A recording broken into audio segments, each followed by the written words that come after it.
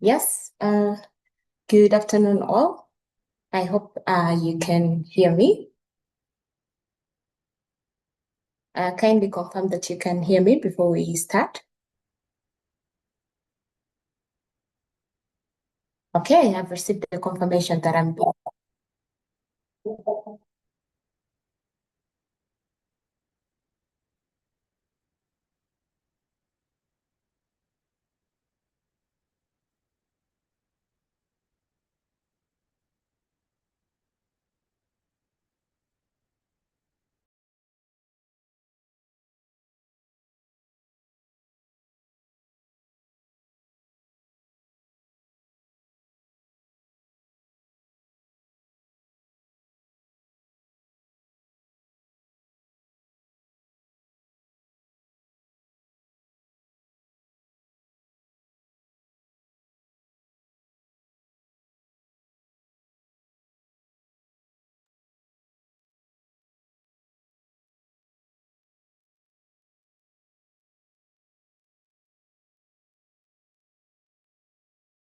good afternoon once again. Sorry, I got disconnected for a minute, but I'm back, and it's good to note that I'm loud and clear and that we have all joined. I think we shall have other members coming in as time goes.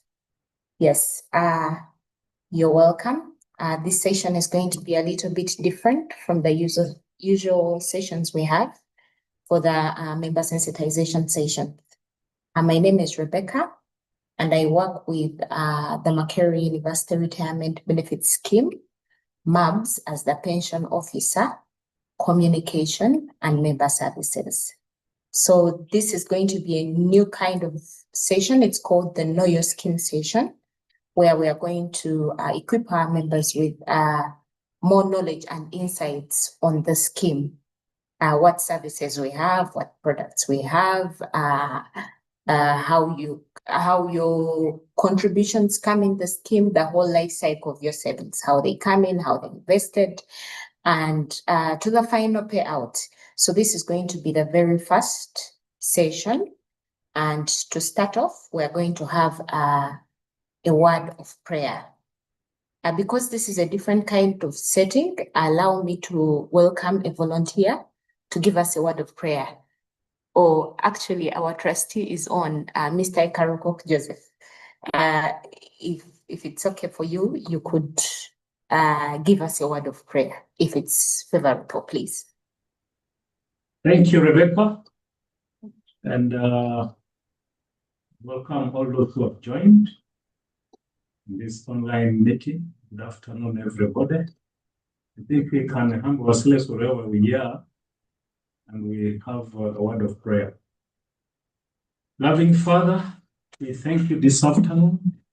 We thank you for the thank you for the gift of them. We thank you for everything, that we are here because you have given us strength, you have given us energy, you have given us wisdom. And we pray that this session that we are going to have should be the one that's going to enable us to see that we achieve the objective of knowing our scheme. And Lord, I pray that the message that is given to us should be for the benefit of members, and also the benefit of members upon retirement, because it is always key for us to know that this MURBS is preparing us for our retirement. Lord, we thank you that you brought MURBS as an in-house scheme and mandatory, that now all members of the university are in Macquarie University Retirement Benefit Scheme.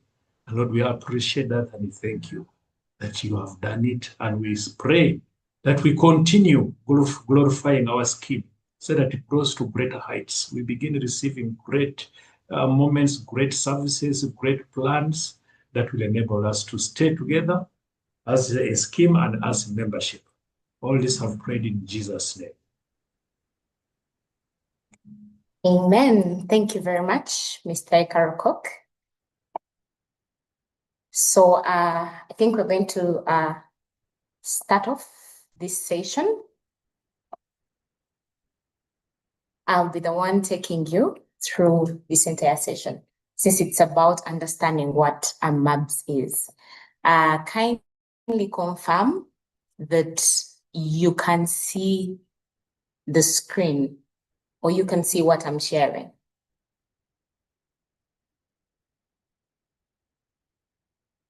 Someone can give me a thumbs up or a yes to confirm that they can see what I'm sharing.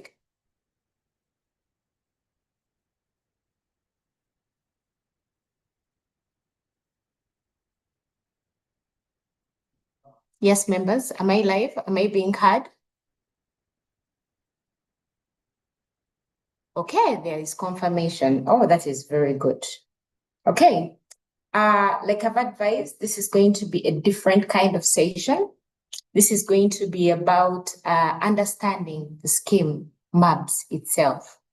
What is MURBS about? What does it have? What is it bringing on the table? How are you going to leverage the services of MURBS to ensure that it works for you, to ensure that you prepare for a dignified retirement? So today's session is the first of its kind. It's going to be part of the Know Your Scheme series, and it will focus on what MURBS is, how it works, and most importantly, how it benefits you as a member. So I think let us start.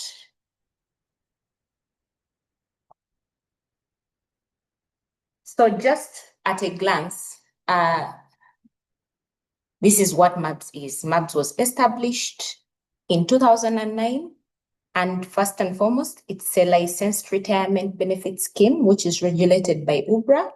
It attained its mandatory status on 21st June 2021. And you can see that our sponsor is Makerere University. And the nature of establishment it was established under a irrevocable trust, like we have said, on 1st April 2009. However, it began operations in 1st July 2010. When it began operations, it began as a voluntary scheme, and later it became mandatory. And some of our governing documents we have there are the trust deed and scheme rules. It's kind of our Bible here. It's what we follow to be able to serve you as our members. And we are regulated by UBRA under the license number 0005. And who are our membership? The staff of Makerere University and projects affiliated to the university. We are going to talk about the contribution, which is the funding rate. We're also going to talk about the benefits payment options that we have and the plans. So that is MURBS as a scheme. Maybe just to note that everything we do is guided by strong values. And as you can see there, our values are transparency, accountability, member focus, excellence, and dignity, which is why we are here. We are trying to be transparent to show you exactly what the scheme is about. We are also trying to make sure that we equip our members with the knowledge to understand the services that we do. Accountability, we are answerable to you. Therefore, this is what we are doing. So, and excellence and dignity are our core. And so our mission is to safeguard your funds for a dignified retirement, which explains why we usually why we are always reporting about how we've performed each and every year to show you that indeed this is what we are doing. We are safeguarding your funds. And then our vision is to transform lives for a fulfilling retirement journey. As a scheme, we are here to work with the member from the time of their employment to the time of their exit. And so every now and then when we call for member sensitization sessions, it's actually a good opportunity to come and equip yourselves with the information that is needed to allow you, to guide you to be able to retire more comfortably. So where does MURBS come from? MURBS has evolved over time. From earlier arrangements, there were earlier schemes like the DAP, the in-house retirement benefit schemes that you've heard of, until the establishment of MURBS in 2009. So the sponsor, Macquarie University, operated various retirement benefits since 1948, and starting July 1996, the sponsor managed what they call the Deposit Administration Plan, the DAP scheme, through NIC. And then the sponsor operated the in-house retirement benefit scheme in favor of the qualified members up to 31st March 2009. And then on 1st April, as you can see, the sponsor established with irrevocable trust MURBS under the provision of the trust deed and scheme rules, which has been amended over time. Initially, it was 10th September 2009, and then it was amended on 17th April 2015. And right now we are operating under a trust deed that was amended 30th May 2023. So under the trust deed, all accumulated funds for the in-house, which is also known as IHRBS, and the DAP scheme, which were previously administered by the university, all were supposed to be transferred to MURBS on 1st April 2009. However, only a portion then was transferred. And we are going to, when we go to the next slide, we're going to look at how all these funds were actually recovered. So on 21st June 2021, MURBS became a mandatory employer-based scheme under Section 8 of the NSSF Act. So what happened to the funds of the previous schemes for those who had not been paid out? Because all these funds actually, people who were there before should have been paid out. But for those that had not been paid out, the in-house debt at the time of the first legal handover in 2009, as we had advised, the debt had been unverified at the time. However, there was a stretched cost process, and as a result, negotiations were held with the sponsor and the government. And then the first payment was made on 21st May 2021, after the government had agreed to pay off these funds in installments. So they were paid in 10 installments between May 2021 and the final one being paid in March 2024. For the members who qualify for in-house, that is, as at 31st March 2009, they had worked for 10 years and more, and they are listed on the schedule that MURBS has. We called members late last year, around October, to request them to confirm their documents. So we called them for a member verification exercise. So right now, as we speak, their statements are updated. So on the current statement, on the statement for the current financial year, you should see a line that says transfer in just above your usual monthly statements. So it should be, the contribution for in-house should be able to reflect on your statement. And then the DAP contributions were recovered, the DAP contributions from 2005 to 2010 were recovered in the financial years 2017 to 2019. And these should also be able to reflect on the statement for members who are eligible for those contributions. They should be able to reflect on that statement. And then another set of DAP contributions were also recovered and awarded by court in 2019, and those ones should also be able to reflect on the respective statements. So as we can see, the trustees really did their best to make sure that they recover these funds. One thing about the scheme is governed by a board of trustees. And as we speak right now, according to the current trust deed and scheme rules, the board of trustees is made up of 7 members, which we are going to look at. However, this is what the corporate structure looks like. The board of trustees governs the scheme. The secretariat carries out the day-to-day business of the scheme to be able to support the mandate of the board of the trustees. And then we have service providers that support the activities of the scheme. We have a custodian who we are going to talk about, that is Stanbic Bank, and those ones safeguard the scheme funds. That's where all contributions are sent from the employer. And then we have the fund managers who act on behalf of the scheme to invest the funds of the scheme. When contributions are received by the custodian, the fund managers invest these contributions so that at the end of the day, the scheme is able to declare an interest to members. And so, of course, they are guided by the trustees to be able to invest these contributions, these funds. And then we also have a licensed administrator who supports in the scheme in terms of the system and the administration itself, but there are other players like the auditors. So moving on, like we've advised, MURBS operates under a structured governance framework where the Board of Trustees provide oversight of the daily scheme. And then we've talked about the Secretariat, who are the daily operators of the scheme, and the service providers. The Board of Trustees represents different stakeholders. Some of the Board of Trustees are member-nominated Board of Trustees, as you can see there. Where we have 7 members. We have the chairperson, Board of Trustees, that is Dr. Michael Chizito, who was nominated by Mwasa, who was elected by Mwasa to represent on the board.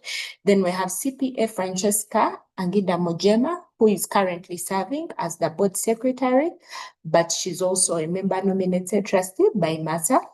And then we also have Dr. Elizabeth Nansubuga, who is also a member-elected trustee under the MWASA. By MWASA, I mean Academic Staff Association, and then by MASA, I mean Makerere University Administrative Staff Association. And then we have Mr. Ikarofok Joseph, then who led us through a prayer, who is the trustee, elected by the National Union for Environmental Institutions, and then for Educational Institutions. And then in addition to the member-elected trustees, we have council representative trustees. They are trustees, but selected by the council to be on the board. We have Mr. George Bamugemereire and Dr. Deus Kamunyu Mukwezi. However, as a scheme, we have an independent trustee as well, so that we have a level of balance and a certain, we have an opinion that is independent at the end of the day on the board. So we have an independent trustee. Her name is CPA Edna Isimbwa Rugumayo, who is an expert in retirement benefits and has served on several boards of retirement benefit schemes. The scheme also has board co-opted members. These are experts, they are advisors that are co-opted to be able to support the work of the trustees. And we have the audit chair, who is CPA David Senoga. I think we've seen him addressing the members several times during the annual general meeting. We also have Dr. Saul Hannington Suhuga, who is a member of the audit committee. He has also been with the scheme for a very long time, since its inception. And then we have Mr. Alan Luetabe, who is the advisor, who is the investment advisor on the scheme. So he does a lot of work in supporting the trustees in the kinds of investment that they make, and does a lot of work in also supporting the fund managers to ensure that the interest of the members is at the core of the plans. And then we have Mr. Kutesa Paul, who represents the scheme lawyer, but the scheme lawyer is actually Acadia Advocates, and they are led by Mr. Paul Kutesa. So, like we had advised, the Trustees have set up a secretariat which supports the day-to-day operations of the scheme. And we know that the secretariat office is located right here in campus to allow for easy access and to support the work of the scheme. So that is our secretariat team, and it is led by the Principal Pension Officer, Ms. Susan Kaitsa, who spearheads the team. And then we have the Assistant Principal Pension Officer, Juliet Nabukera, in charge of General Administration. We have Ms. Julian Marembo, we have Marvin Kakumba, we have myself, Rebecca Nairoba, and then Rona, and then we have someone in charge of projects and contracts. That's Miss Dori Namono. So this team works here at the Secretariat offices. I'll be showing you a slide on where we are located. We are currently located at House 133 of Pool Road, just after the mosque, below courses. So we are your first point of contact for all scheme related matters, that day-to-day operations of the scheme, regarding your contributions, regarding how to apply for your benefits. It's the secretariat staff that are in the position to be able to serve you daily. So like I had advised, we have our service providers. So our custodian is Stanbic Bank. And then our fund managers, to be able to invest the contributions received by the scheme. Right now, as we speak, the MURBS has two fund managers. It has Gen Africa Asset Managers and Old Mutual. Old Mutual is another fund manager. However, we also have an administrator, Zamara. And most of you, I think, have been able to encounter Zamara. When you're trying to access the portal in one way or another, you can be able to receive you receive a message, and then one of the entities there mentioned is Zamara, because they manage the system that we use here at MURBS to be able to have member data, and also to safeguard the member data, and also be able to update it continuously, and for you to be able to access the portal as well. So moving on, what is the mandate of the Board of Trustees? When we speak of the mandate of the Board of Trustees, it is the function of MURBS itself. What does MURBS do? When we talk about MURBS, what does it do? We know that MURBS is an employer benefit scheme. It's a mandatory employer benefit scheme. Therefore, it's supposed to provide the social security funds and retirement benefits for the members for the staff of Makerere University. So the mandate of the Board of Trustees is outlined in the Trustee and Scheme Rules as amended 30th May 2023. And it can be summarized into 4 core functions, which we shall look at in details. The first core function is to collect contributions of the members. When we talk about collecting contributions of the members, we're talking about deducting the 5% and the university adding, or the sponsor adding 10%. However, there are other categories of contributions we are going to look at ahead of there. Then the other function is to invest scheme funds. That when the scheme receives the funds, they do not just sit on the account. These funds are invested for the benefit of the members in compliance with the law. There are certain regulations that are put in place by the regulator UBRA to guide how these funds are invested.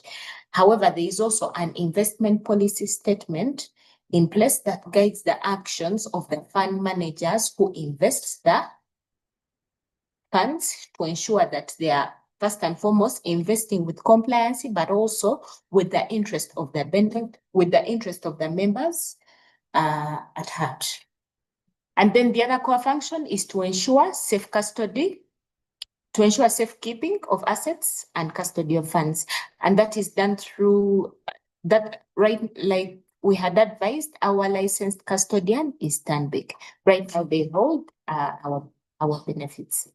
And then moving on, the other function is to pay out benefits. We pay out benefits to eligible members in lines with the scheme rules and the benefits payment policy.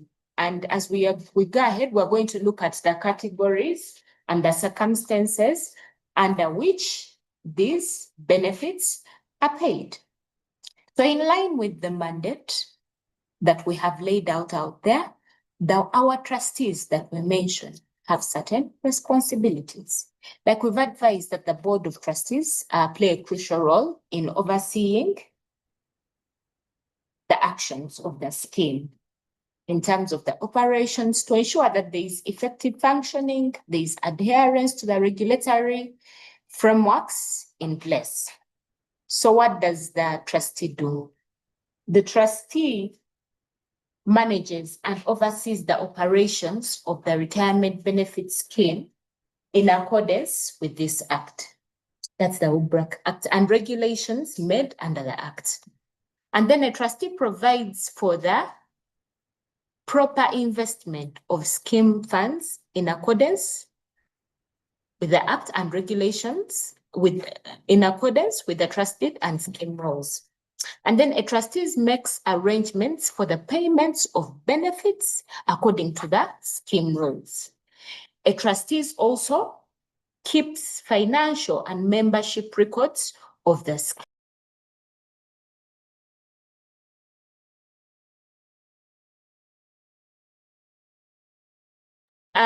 A trustee also opens and maintains bank accounts necessary for the exercise of the functions of the scheme. We're going to look at all these in details. A trustee also is in charge of appointing the custodian, the fund manager, and the administrator or an actuary. But right now it's the custodian, fund manager, and administrator, all of which we had talked about. And all these should be licensed by the regulators. A trustee also is in charge of appointing the auditor to audit the accounts of the scheme. So those are few of the responsibilities of the trustees, actually, but they are actually more than that. And then who is a member? So a member, for one to be called a member of the Makerere University Retirement Benefit Scheme, they should be staff of Makerere University. So the membership, like we've advised, includes employees of Makerere University from the time of their date of appointment. However, we also have members who are from other previous schemes and their benefits were transferred to MURBS and now remain vested in the scheme. And they are also considered members. So what are your responsibilities as members? We're going to talk about the mandate in detail, but there are certain things you need to know, you as members, what is my responsibility as a member? And it is to review contribution statements. You have to ensure that all your contributions are coming in every month or regularly, depending, and it should be monthly. How do you know this? Of course, through messages, through notifications. If you do not receive a message or you do not receive a notification for your monthly contributions, then something is not right. So you're supposed to confirm the accredited contributions to make sure they align with exactly what you're supposed to receive. And then members are also responsible for participating in scheme meetings, trainings, and activities. Some of these meetings can include the annual general meeting, and this is a major meeting where trustees provide an overview, a financial overview of the year, the financial performance of the whole entire year. How did the scheme participate? As members, this is the point where you make sure that the trustees that you've assigned are delivering. You hold them accountable. How are your funds being used? How are your contributions? Are they being collected? Is there compliance in one way or another?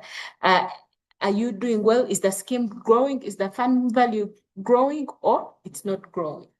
And then as members, you're supposed to elect leaders, especially for the member nominated trustees, because these are the people that are going to air out your ideas, your opinions. So, and they are going to act on your behalf. They are going to act on your behalf and make decisions on your behalf. So it's up to you to make sure you elect the right leaders that will be able to put you at the center and ensure that your interest is at the forefront. And then as a member, it's actually advisable to augment your benefits. We have certain options that I'm going to talk about. Those are additional voluntary contributions, and those are some of the things you can consider. And as a member, is your biodata and information up to date? It's actually good to ask yourself that in the event of anything, does the scheme know my next of kin? Does the scheme know me? For if I'm not receiving messages, most probably the scheme does not know you, or maybe there was something, maybe you lost your number. So it's up to you to nominate your beneficiaries as well. In the event of my passing, is there someone that I've nominated to receive these benefits? So looking at the membership, what does the trend look like? This is just a 5-year review. The membership of MURBS has grown over time. So this is just a 5-year review.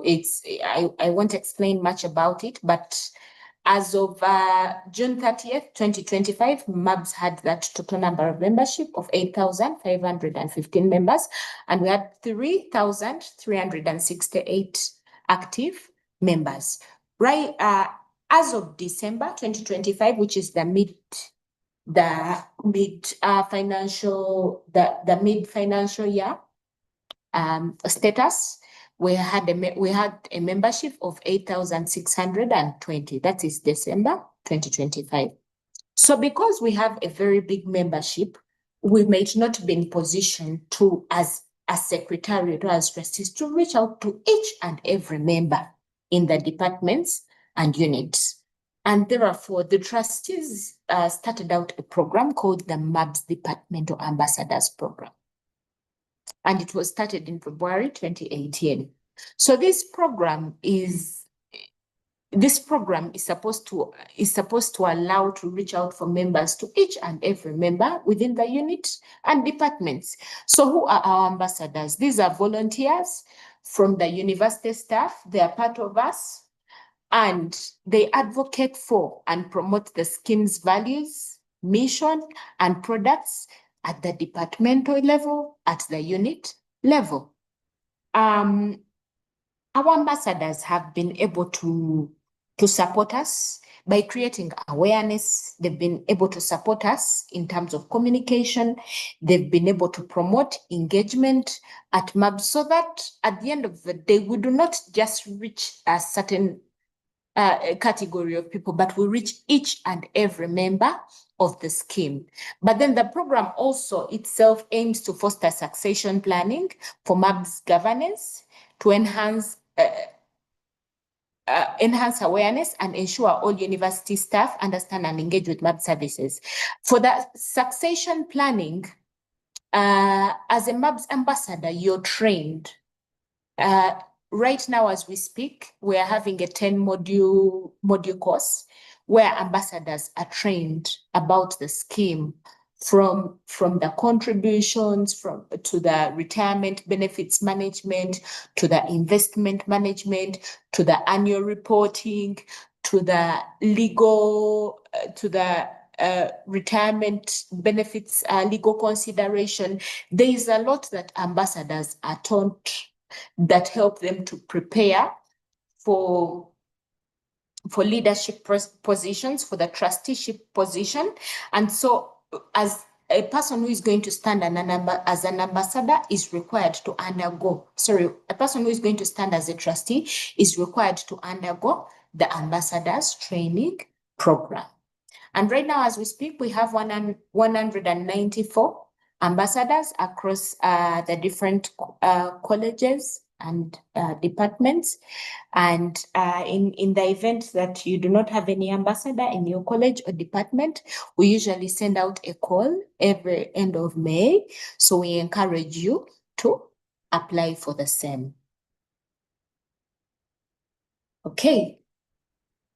Moving on, what are the objectives of the ambassadors program? Like we've advised, it's to operationalize the success planning of the Board of Trustees, which we've talked about already, because as a trustee, you're supposed to know about the scheme. So this is one of the training grounds. It's to humanize MURBS products, because we have quite a number of products, like the annuity, we have the additional voluntary contributions. There is land in Ivory Estate, Sonde. There's a real estate property in Sonde. And also to guarantee the preliminary checks of the quality of services of MURBS. Before we reach out to members, we usually first contact ambassadors to help us understand their views of the members before we actually communicate something out there. So many a times we do the pilot study with the ambassadors before we do an entire research in the whole university. And then to educate members of MURBS products and members and promote excellent customer care.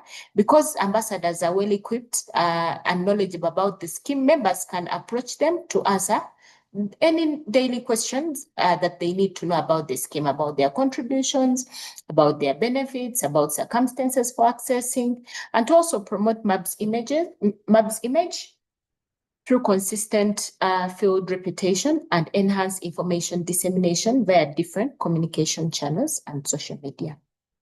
So what are some of MURBS products and services? We have additional voluntary contributions. We have an annuity plan, which we're going to look at in detail. We have a self-service portal, which I'm going to show you how to log in. I'm going to show you how to register on the self-service portal and to log in so that you're able to view your statement, you're able to update your beneficiaries, you're able to calculate and forecast what your take home could be. And then MURBS also has benefits payment. We're going to look at these circumstances in detail. There is member sensitization programs, which we call quarterly, and we have one that will be scheduled for June. And then there are also scheme investments, including the Ivory Estate, so on. So before we move to the contributions, let's look at the sponsor. Who is the sponsor? Who is the sponsor? The sponsor is the employer, the one who employs you, and that is Makerere University. And for projects, it is also still, for projects that affiliate with Makerere University, it's still Makerere University. So what are the responsibilities of the sponsor? The sponsor pays or procures payment to the scheme, all the contributions payable and other sums made payable under the trust deed and scheme rules. The sponsor also collects from the members by deductions from their salaries, that is the 5%, and remit to the scheme, or as shall be advised by the trustees for the account of the scheme, all members' contributions and other sums made payable by the member under the scheme. The sponsor also promptly remits the contributions before the 15th day. Is supposed to remit the contributions of the member before the 15th day of the following month. A question for you is, whenever you look at your statement, or whenever you see that the 15th day of the following month, the money had not yet reflected on your statement, it's up to you to look back and say that, has my money been remitted to the scheme?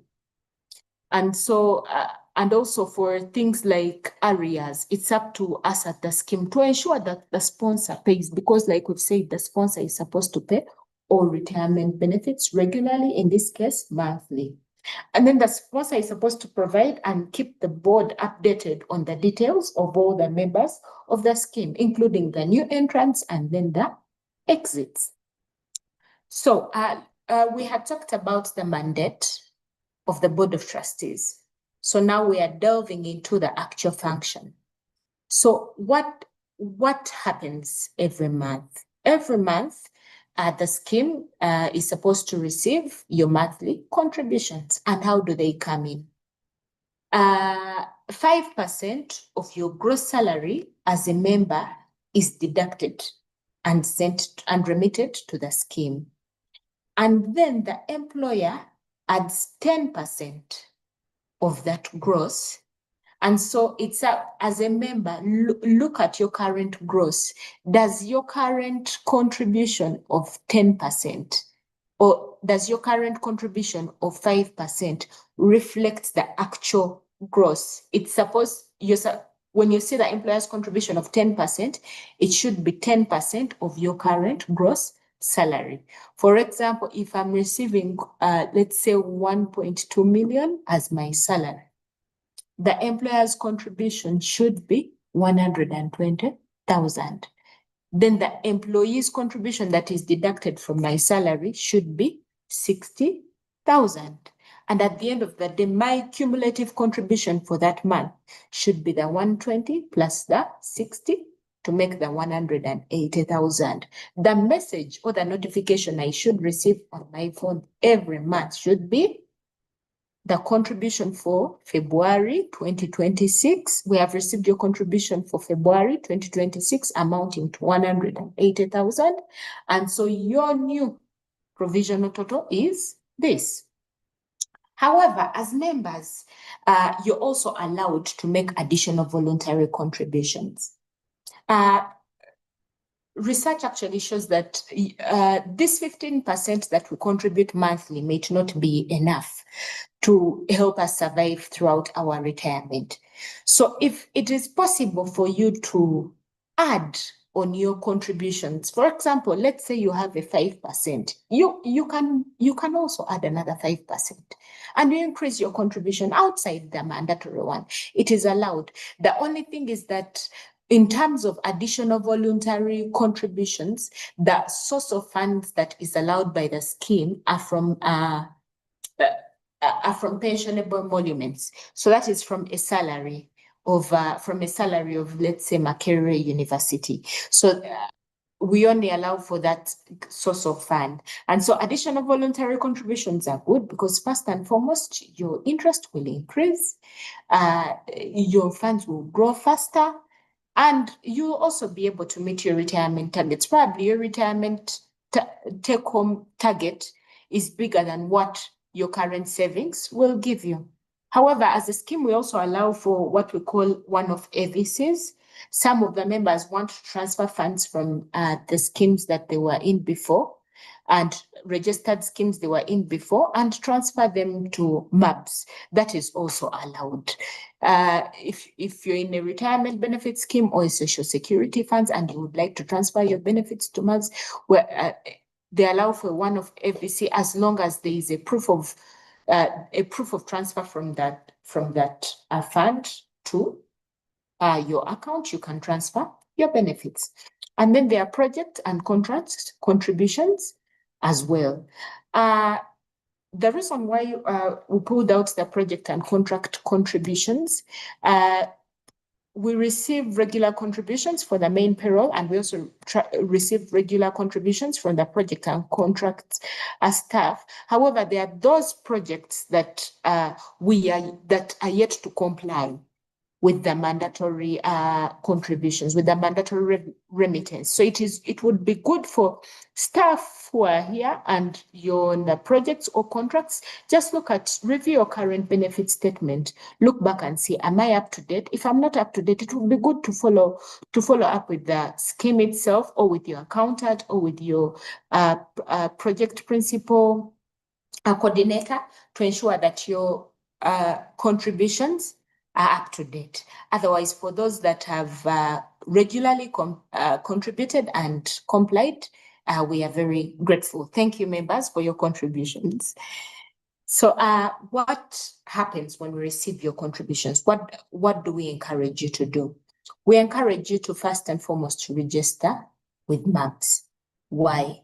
For you to receive that regular SMS with the scheme, that a regular SMS, that regular monthly SMS, this is how much you've received. It's because you have registered with the scheme, your current number.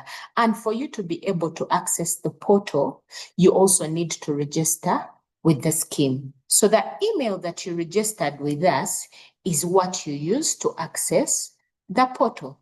So here are some of the guidelines on how to access. Here are the guidelines on how to access the portal. You will allow me to demonstrate the portal access at the end of this session because it's not going to take long. Okay, so this is what a benefit statement looks like in case you've accessed it on the portal.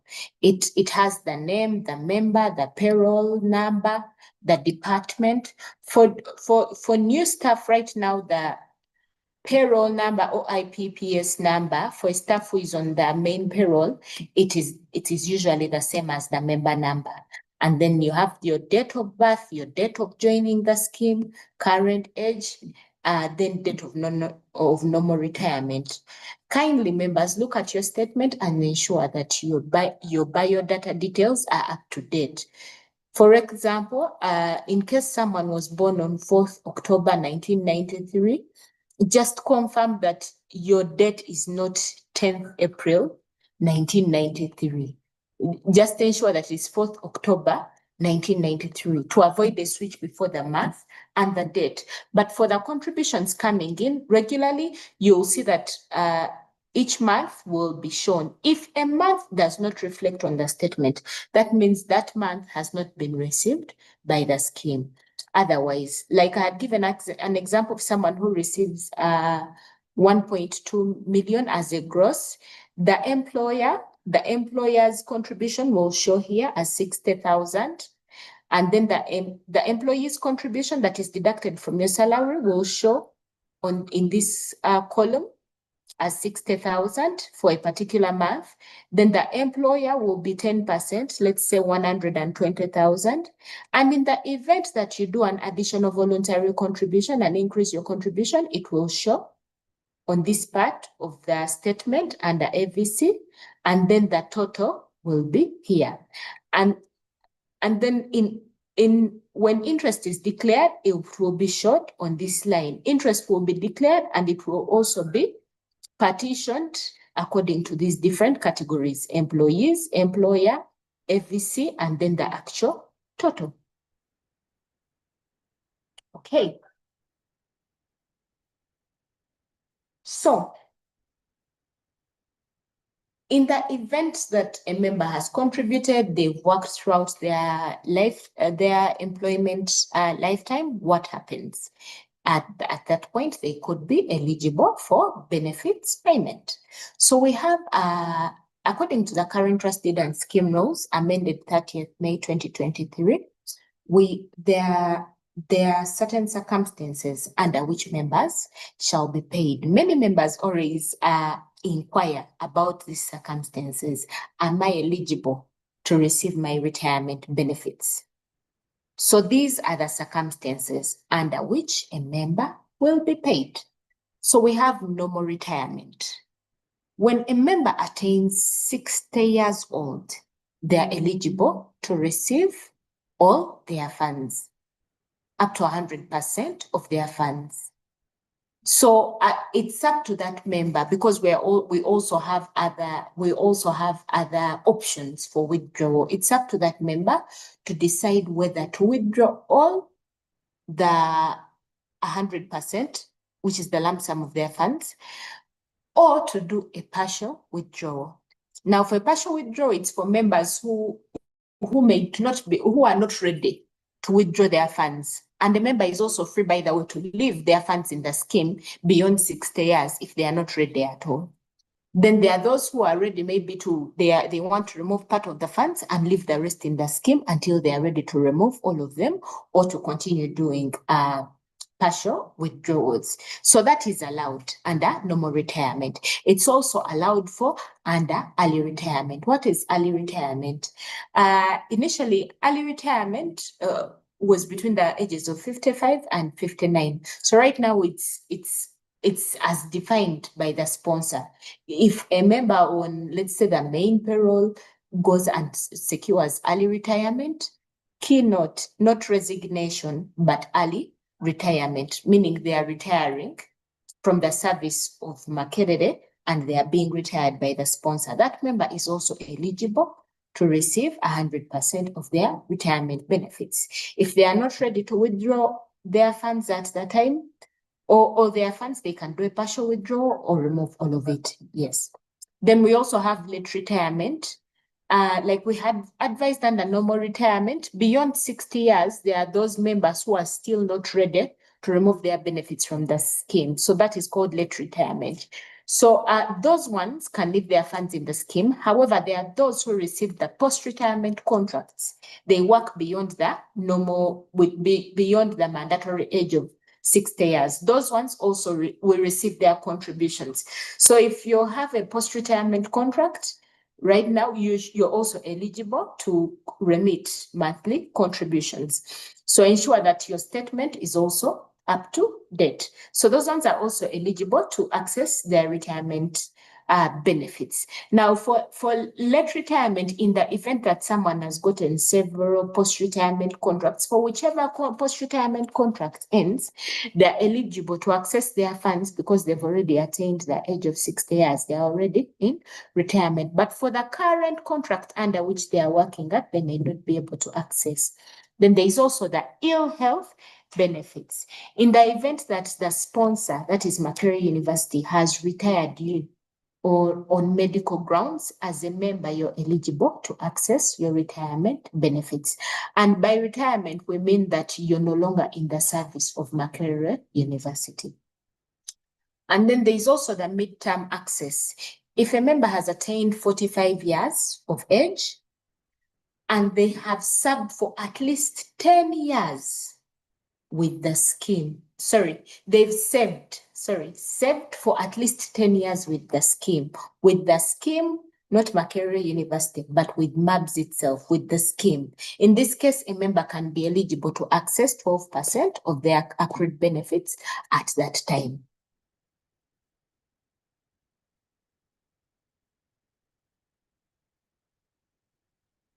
Okay, so as I was presenting, someone told me to go back and explain partial withdrawal one more time. So for a partial withdrawal, of course, it is something that is it is something that is still being discussed in the background on our end, but it has already been happening. We have members who are not ready to withdraw all their funds. So what has happened is that they've withdrawn part of their funds and they've left the rest in the scheme, and they request for this. So what percentage or conditions? In terms of the percentage, there is no particular percentage, especially if a member has retired. However, for the frequency of withdrawal, this cannot, we could say MURBS is not a bank where you go and ask for money every now and then, or you withdraw freely. However, the trustees are working in the background to establish a policy which will be issued, and then we shall share in terms of the frequency of the withdrawal. However, from experience, we've had some of the members coming in to withdraw quarterly, biannually, or annually. Okay. Yes. So moving on, I've seen another question from Agnes Tamaganda regarding a member who resigns, and we are going to come to that. It is part of the next slide. So a transfer to another scheme. In the event that a member has ceased working in Makerere University, let's say they are on the main payroll, even project and contract staff, they are free to transfer their retirement benefits to another registered scheme and in line with the trust deed and scheme rules. And I think there should be a proof that you have an account in that other scheme. So it's a transfer to another scheme is allowed for if you've ceased saving with the scheme, if you've saved saving with MURBS and you're no longer an employee of Makerere University. And then there is medical access. Now, for medical access, there are certain illnesses, chronic illnesses that are extreme. And so for that, a member is eligible to access up to 50% of their retirement benefits. So medical access is payment for medical treatment in accordance with the law and the benefits payment policy. So to be able to get these funds, first and foremost, you need a recommendation letter from the Uganda Medical Board. And this recommendation letter allows you to access part of your retirement benefits, and we've advised that the cap is 50%. And there should be clear evidence of the illness and how much it's going to cost.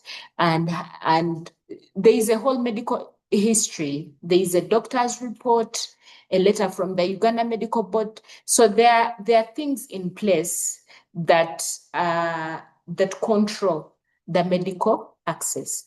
And then there is death, where a member dies during retirement.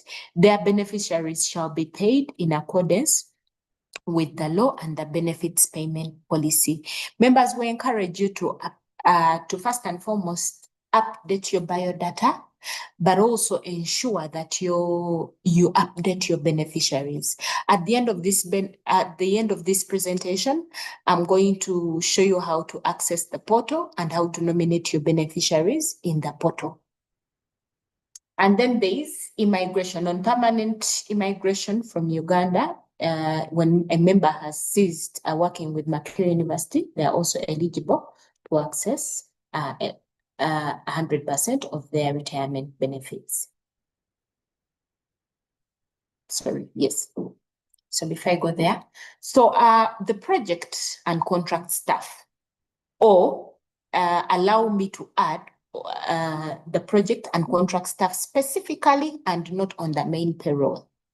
So for the project and contract staff who resign or are terminated, it's supposed to be or are terminated, or let's say the project has ended in one way or another, and they are not on the main payroll, and they have not secured another contract or employment within 2 consecutive years, that is from their last date of that contract or project, those ones are eligible to access 100% of their retirement benefits.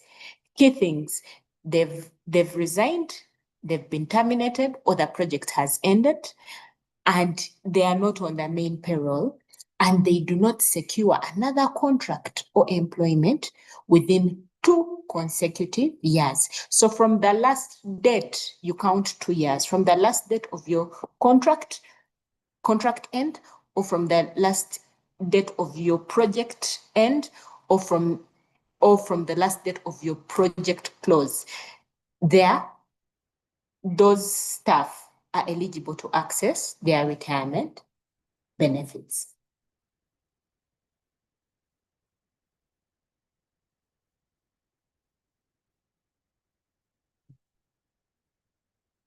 Okay, so for the benefits payment, what happens? We've now known the circumstances under which members are paid.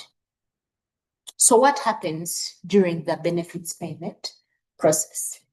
You can either visit the MURBS office to request for the relevant benefits application form, or download these forms on our website. They are indicated on our website under that link. Actually, when you go to the MURBS website, under the member menu, you're going to find the benefits application forms.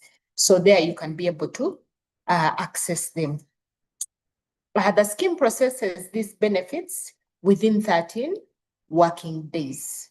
So that's the process cycle. So we receive and verify the completed application and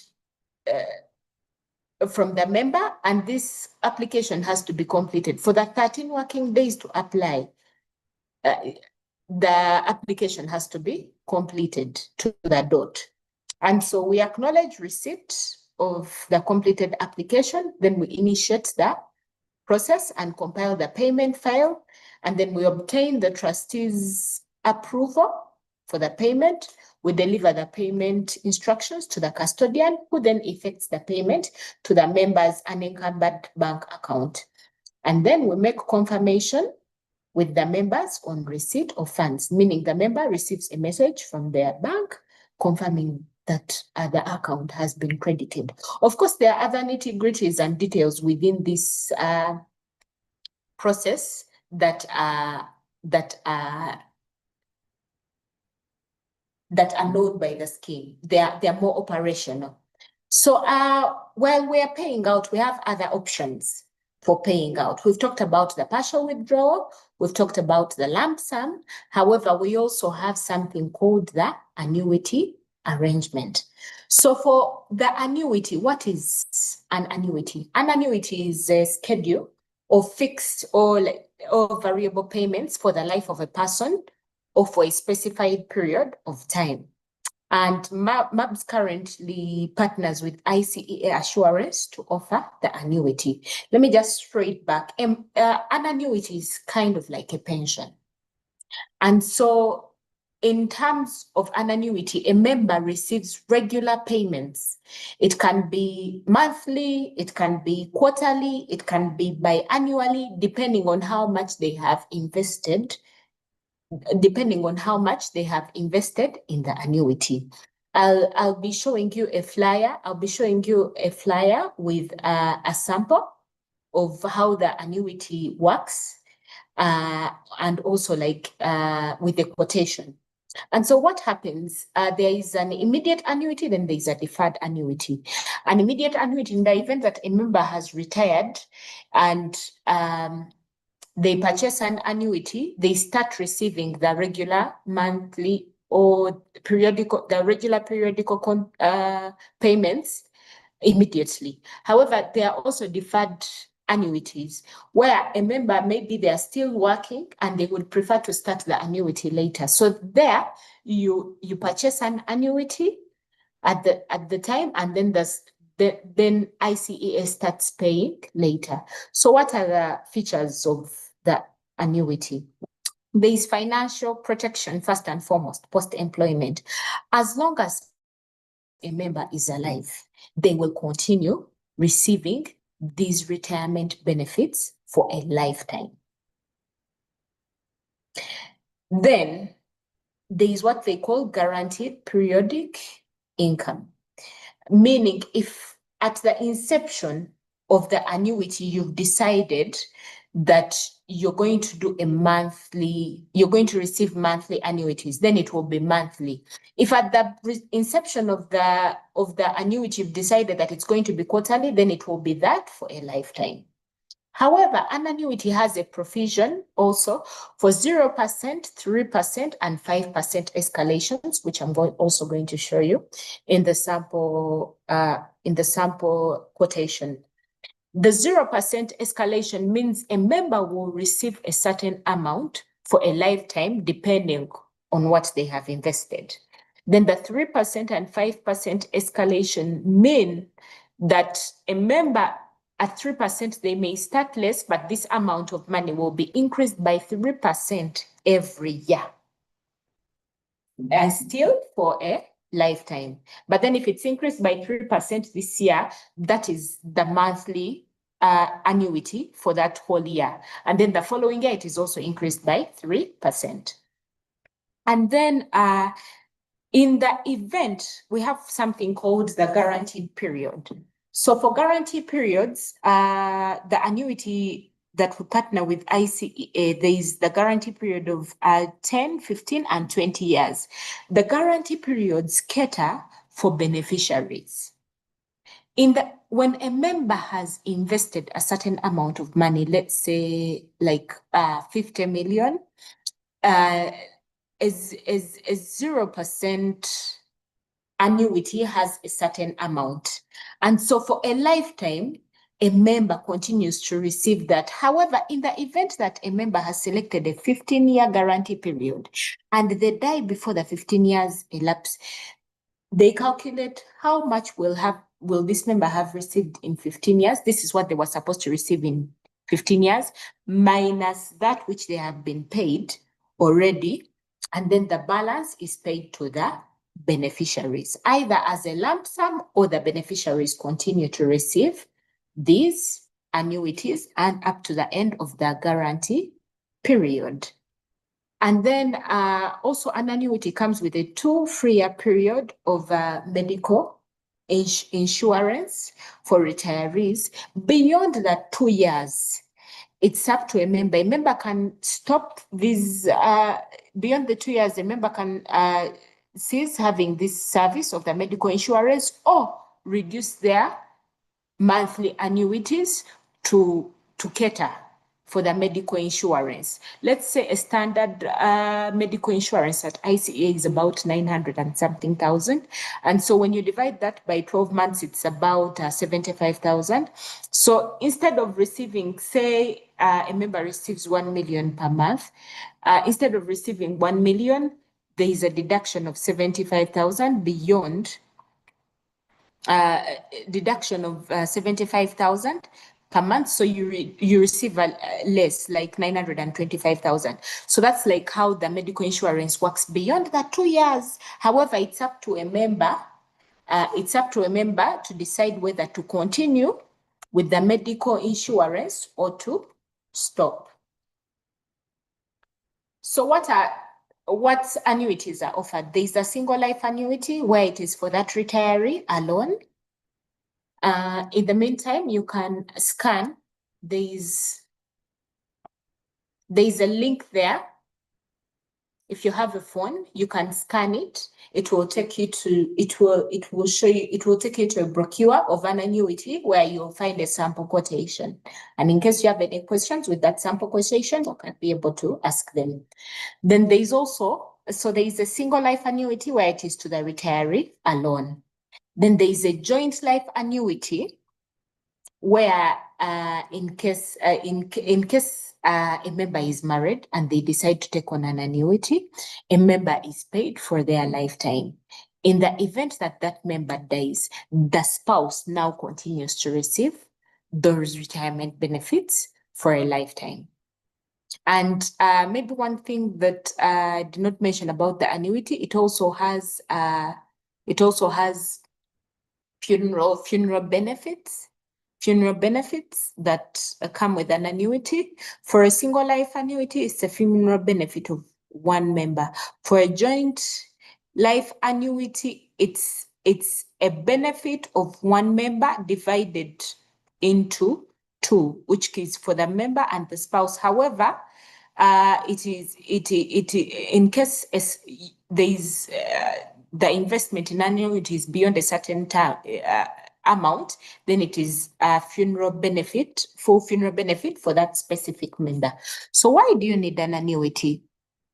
The annuity guarantees a reliable, predictable, stable income, which allows effective budgeting and planning.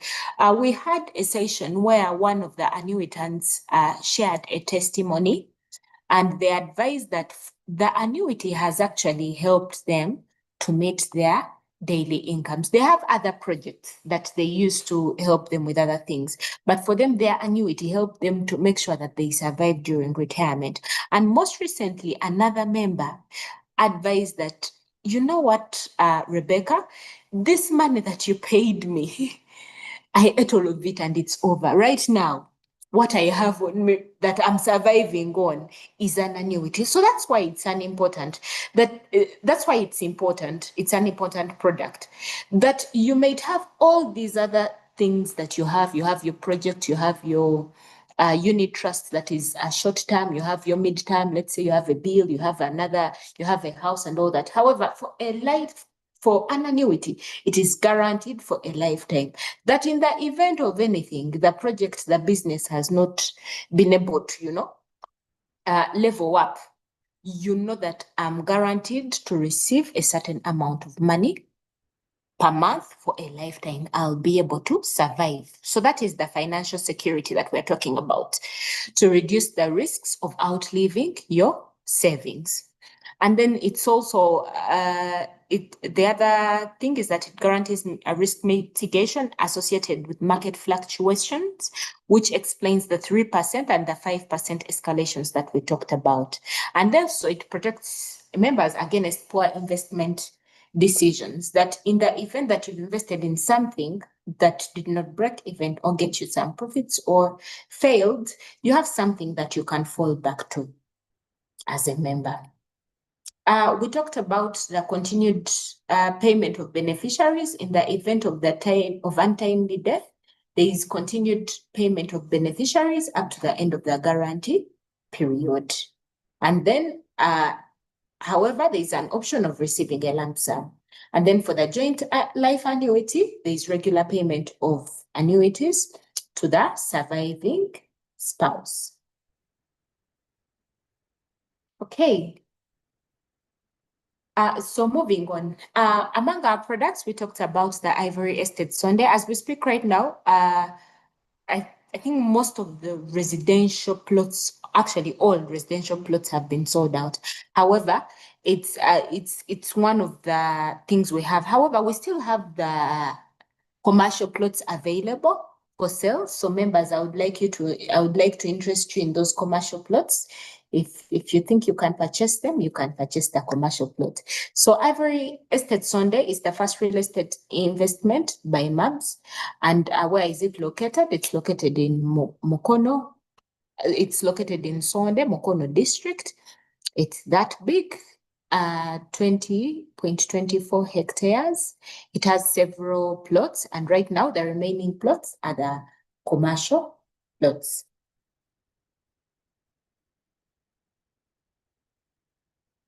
So what are some of the features there? It's an all-inclusive modern estate, and it has several amenities. It has the ready freehold titles. It has a road network. It has solar street lighting. There is water available, national water. There is electricity. There is water drainage. I'm going to flash our communication channels at the end of this presentation, so you can be able to contact us if you want to be able to learn more. So that was most of the part of what MURBS is and what it looks like. So we wanted to flash just a little bit of how MURBS has been performing. And so these are some of the few major highlights of MURBS.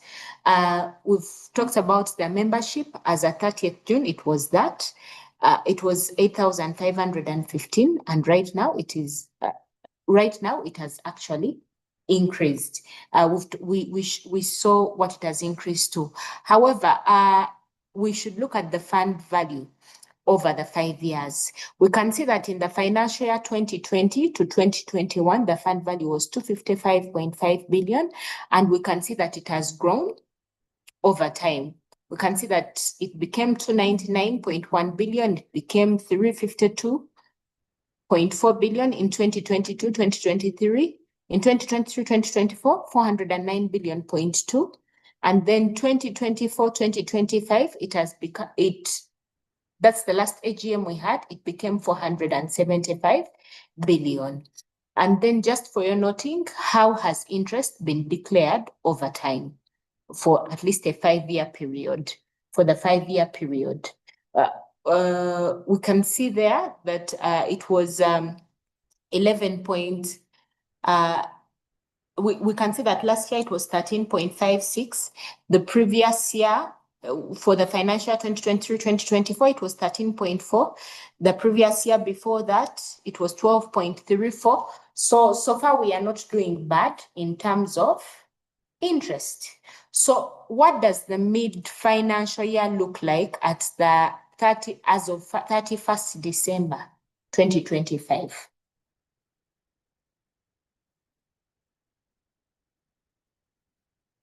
Okay.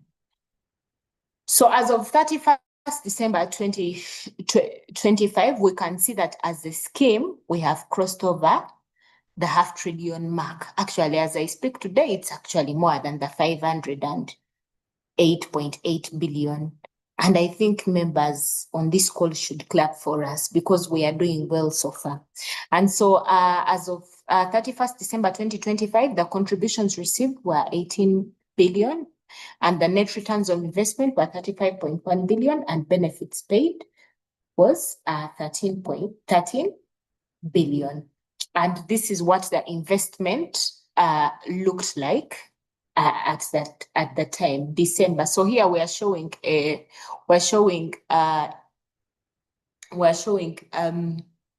comparison between June 2025 and December 2025. So that's the asset location right here, where you see the UBRA limits. UBRA has certain limitations, like we advised. The way MURBS invests through fund managers, we have an investment policy statement.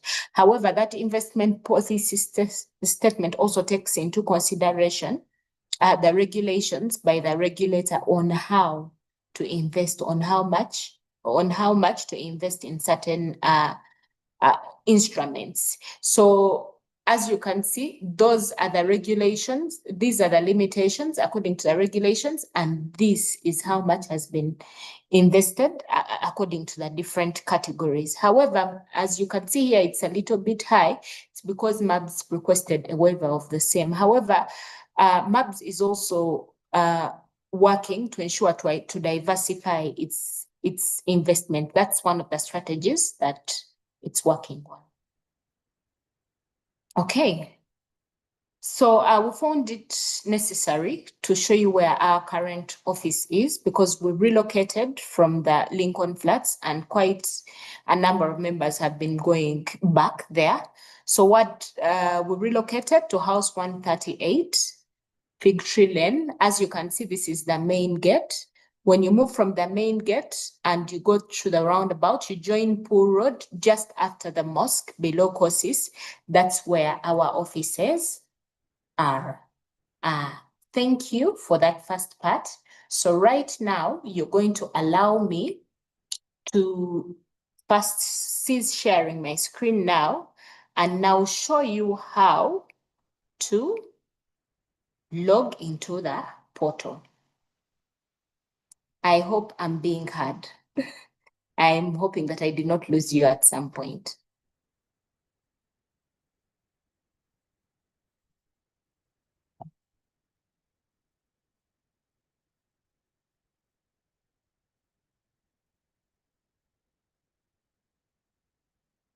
Okay.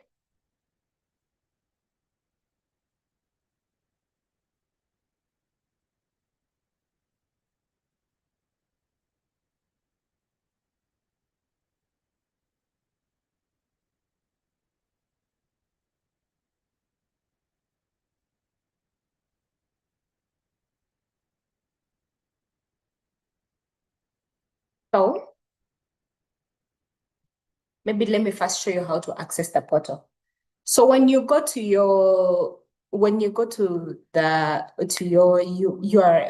address insert in say Google Mail or anything, you will first and foremost see our website, and our website is murbs.mac.ac.ug. And so under the part of members here, you can see that there is a part that has the pension portal. So you click pension portal.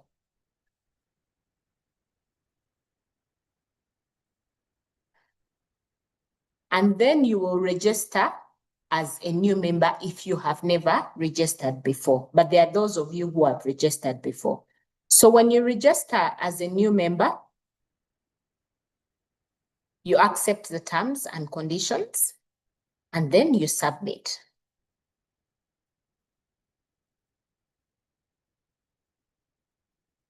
Upon submission, the very first submission when you're registering, you receive a notification on your email.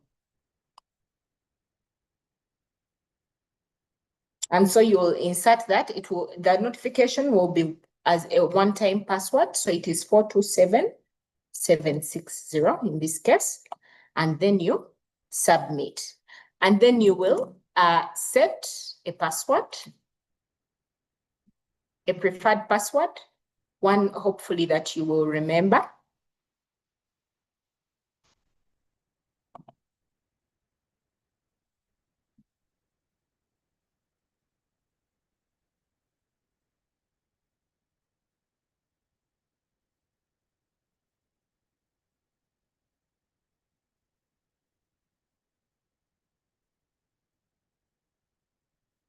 And then you submit. Upon submission, so the first thing we did was registering. So right now, I'm trying to log in. So when I'm logging in, I receive another password. The reason I'm receiving another password because the other one was a different process. Well, at that point, we were just trying to register, but now we are logging in, which is why I'm being sent another OTP. So whenever you try to log in, you'll be sent an OTP. Okay. So after that, you'll have such an interface. The reason you're seeing two accounts here is that for someone who is, say, on the main payroll, they'll only have one account, and this will be like their member number of some sort. And then you can also have someone who has the main payroll and, say, a project. So then they will have a second account right here. So for you to access your account, you press Get Member Services.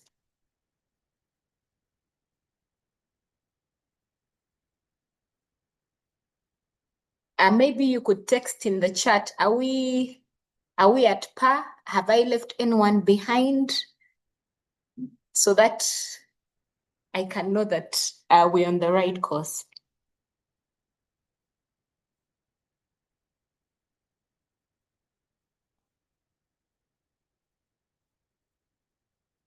Maybe someone could confirm that they're at par, they can unmute themselves.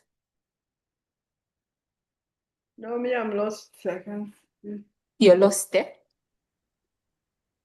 Okay.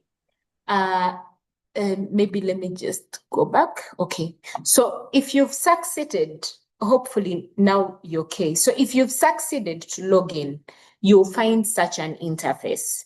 And for you to access the features of the portal, you will press Get Member Services.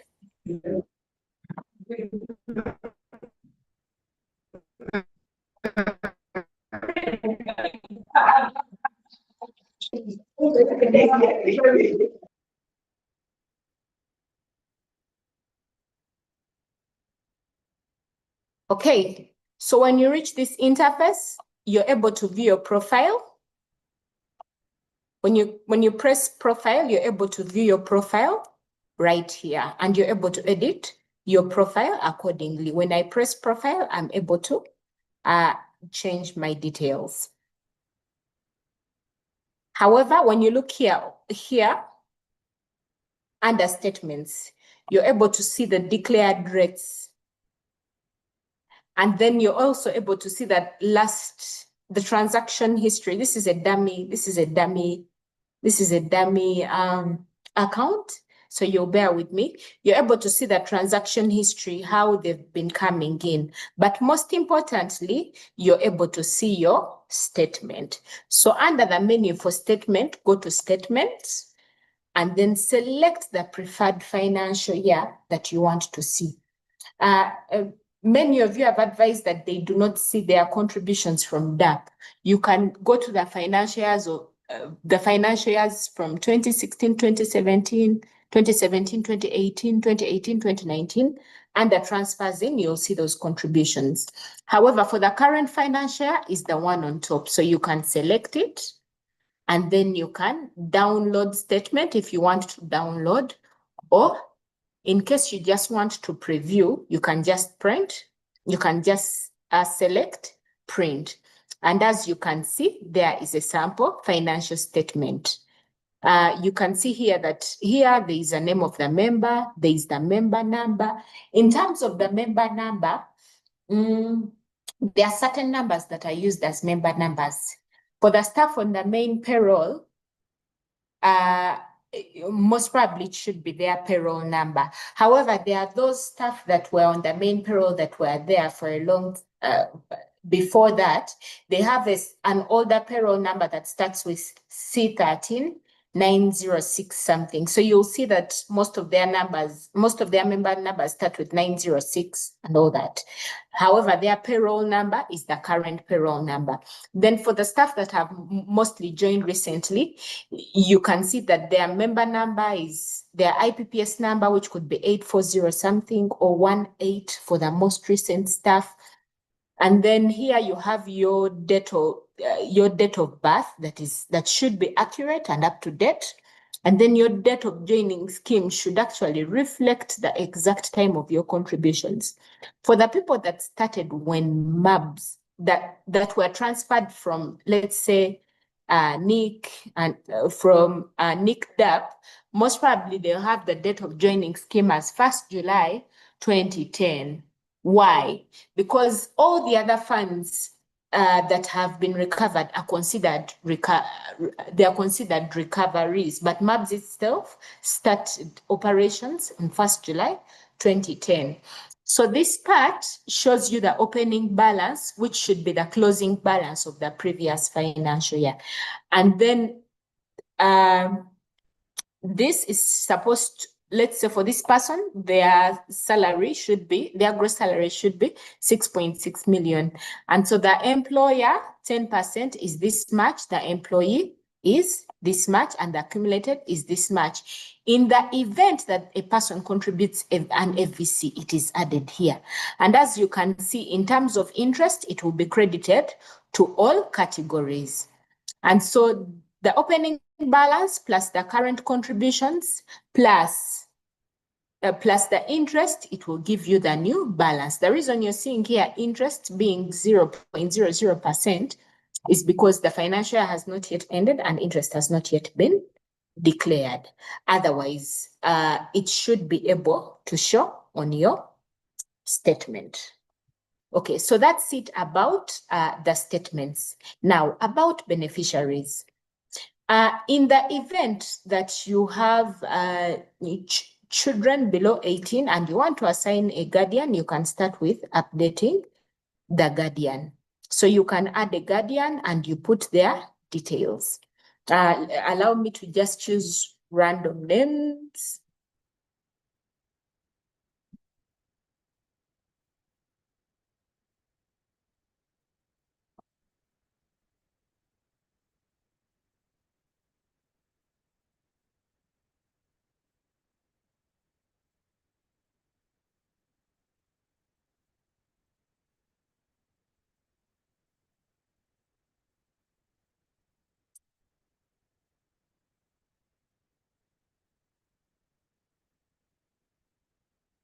So that's our guardian updated. However, that's just the guardian. We've not yet updated the what? The beneficiaries.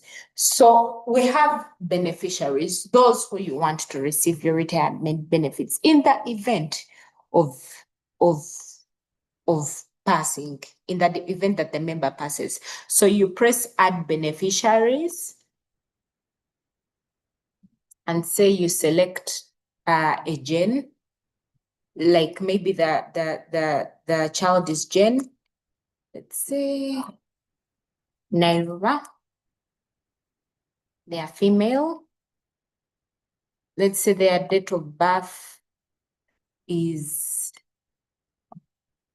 if they're above, if they're all above 18, you may not need a guardian, or at some point in the, you may actually not need a guardian after all. It's up to you as a member to decide whether to assign a guardian or not. Let's say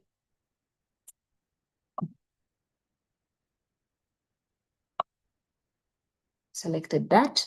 So for the system to allow you to save a beneficiary, you have to make sure that you allocate up to 100%. So you can give this person, like, let's say 50,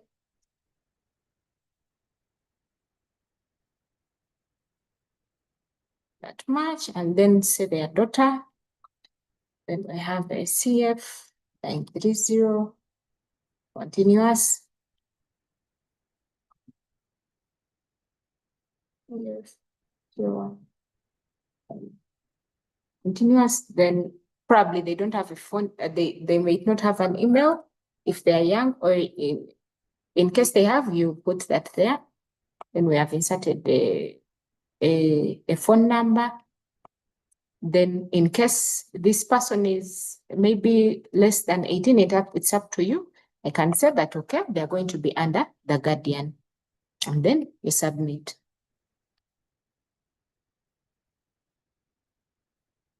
However, the fact that we've not allocated up to 100%, it cannot allow you to press next. It will actually, when you press next, it gives you a notification to please allocate up to 100% of your benefits to your nominees in order to proceed. So you come and add another person, but because of time, allow me to just allocate this one 100% and then submit. And then you press next. So here you should have a photo of a signature somewhere. You can write your signature somewhere, and then as a photo, then you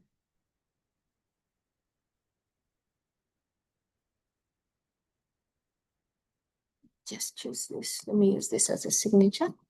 And then you insert it as a signature, and then you press next. And then for you to submit, you should first generate the approval token. So you click,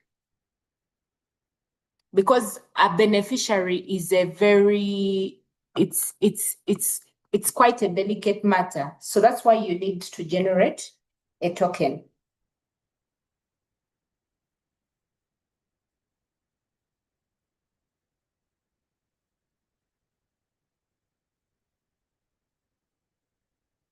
Okay. Okay. Sorry. So it has sent me a token.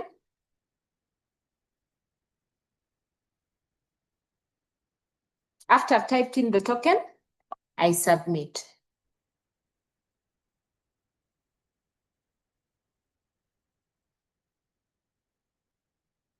And that's it for updating the beneficiaries. The rest of the nitty-gritties for updating the beneficiaries are done on our side. It's up to are done on the MURBS side to confirm. So I had also promised to share with you a brochure to show you how the annuity works. So please allow me to share with you the brochure of the annuity. And I take you through how it works. Okay, here it is.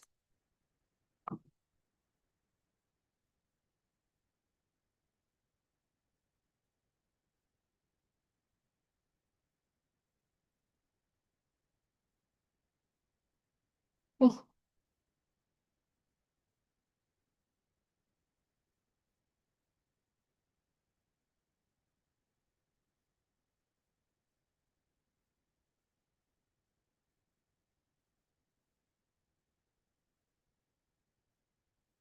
Just a moment.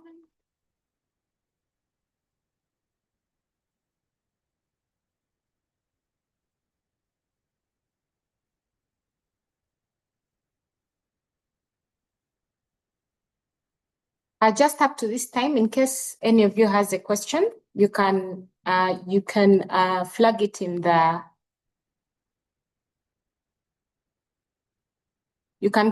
the chat, or you can also raise up your hand so that I can be able to attend to you. Okay, perfect. So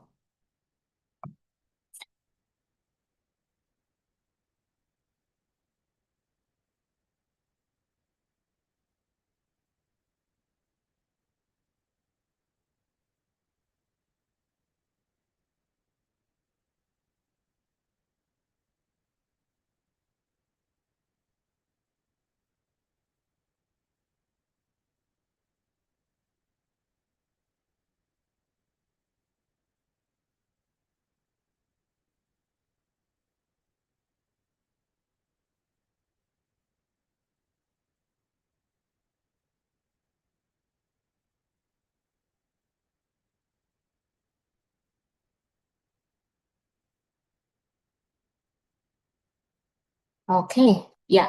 So here we are. Kindly confirm that you can see the annuity brochure.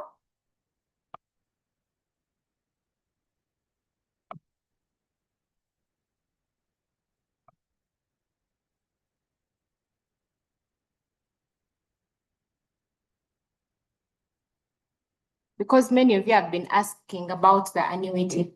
So this is a sample quote, and this is how it works. For example, in the event that a member has purchased an annuity for, let's say, 100 million, for a member who has selected 0% escalation, that means they will receive the same amount for a lifetime. Monthly, they can receive 1.13 million. Annually, it is this. It is 13.6. However, we have what we call the guarantee period, which you can see there. For the guarantee period, it caters for the beneficiaries. In 20 years, let's say someone has selected 20 years guarantee period. This person receives 1 million for 20 years, which is 1 million for a lifetime. As long as they're living, they receive that. However, in 20 years, the total should be 249 million. If the member does not live up to 20 years, they get the 249 plus the 249, deduct what they have received so far, and the remaining balance is paid to the beneficiaries. However, there are also escalations. You can see that for 3% escalation, the money is a little bit less. And then by the following financial year, it is increased by 3%, same thing as 5%.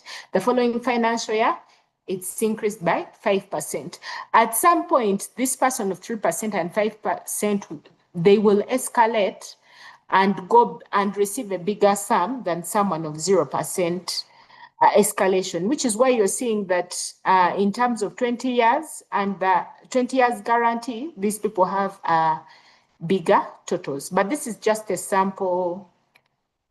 This is just a sample quotation of the annuity.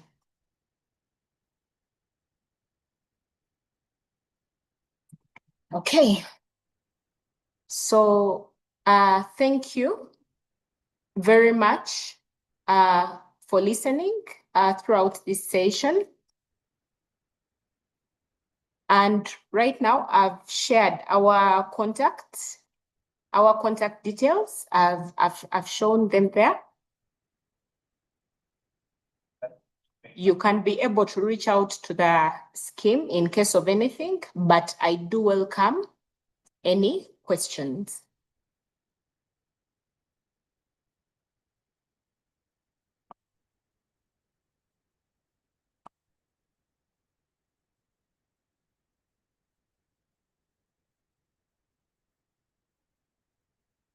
Okay. Yes, Dr. Ansubuga, you have your hand up.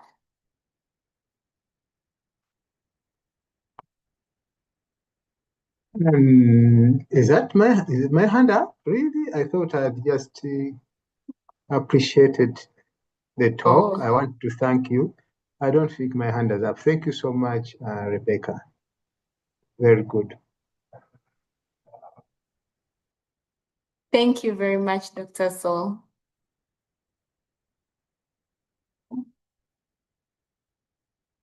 Okay, so I think I've been able to answer the questions as they were coming in, but keep them coming in. Like I said, you can always reach out to us. You can always reach out to the scheme if you have any questions. It would have been good if most members attended this session, because many a times we receive questions on, am I eligible to access my retirement benefits? So I hope you can take advantage of this session. There is a question from Sarah. Please do come in. You can ask. Yes, Sarah, kindly unmute. I've asked you to unmute.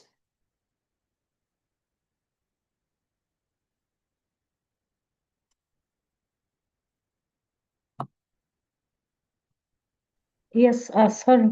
I'm just wondering if I can have access to the slides. I missed the first part of the presentation. Yes, Sarah, we are going to share the slides with you after this session. Thank you. You're welcome. Okay. Okay. I think that's all. Dr. Nsubuga, sorry for hijacking you. Could you kindly give us a closing remark and then we can close?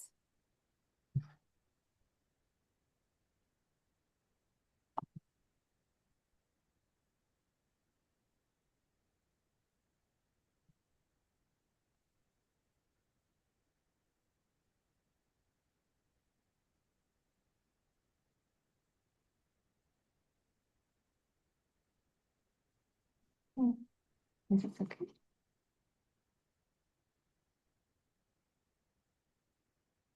Okay, thank you, members, for attending this session. You'll allow me to welcome Dr. Nsubuga to give us a closing remark. He's one of our co-opted members. So yes, Dr. Nsubuga, you can speak. Okay, all right. Thank you for unmuting me. I would like to appreciate, first of all, the trustees for this new approach to member sensitization. I think the trustees together, working together with the secretariat, as it was indicated in the beginning, this was a different way of getting the scheme across to the members.